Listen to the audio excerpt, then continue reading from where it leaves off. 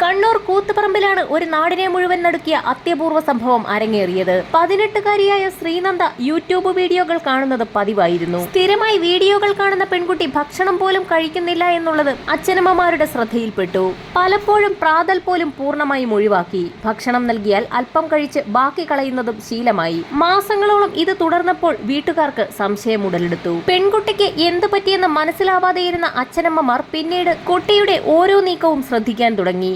YouTube വീഡിയോകൾ കണ്ട ശേഷം കുട്ടി ചില വ്യായാമങ്ങൾ ചെയ്യുന്നത് അങ്ങനെ ശ്രദ്ധയിൽപ്പെട്ടു.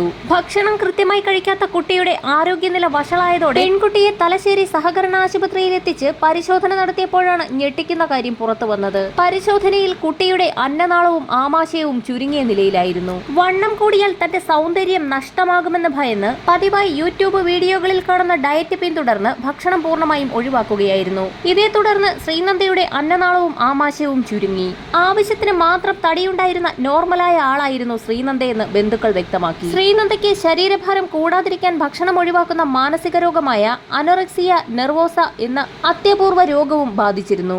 ഭക്ഷണം ഒഴിവാക്കി കഠിന വ്യായാമങ്ങൾ ചെയ്ത് ശരീരം ശോഷിച്ച് നില വഷളായതോടെ തലശ്ശേരി സഹകരണ ആശുപത്രിയിൽ വെന്റിലേറ്ററിൽ കഴിയുന്നതിനിടെയാണ് മരണം സംഭവിച്ചത്. യൂട്യൂബ് നോക്കി അനാരോഗ്യകരമായ ഭക്ഷണക്രമങ്ങളും വ്യായാമങ്ങളും പിന്തുടരുന്നത് ഒഴിവാക്കണമെന്ന് ആരോഗ്യവകുപ്പ് നിർദ്ദേശം നൽകി. ശരീരഭാരം കൂട്ടുന്നതിനും കുറയ്ക്കുന്നതിനുമുള്ള മരുന്നുകൾ ഡോക്ടറുടെ നിർദ്ദേശപ്രകാരമല്ലാതെ യൂട്യൂബിലും മറ്റും നോക്കി വാങ്ങുന്നതും കഴിക്കുന്നതും ഒഴിവാക്കണമെന്നും നിർദ്ദേശത്തിൽ വ്യക്തമാക്കുന്നു.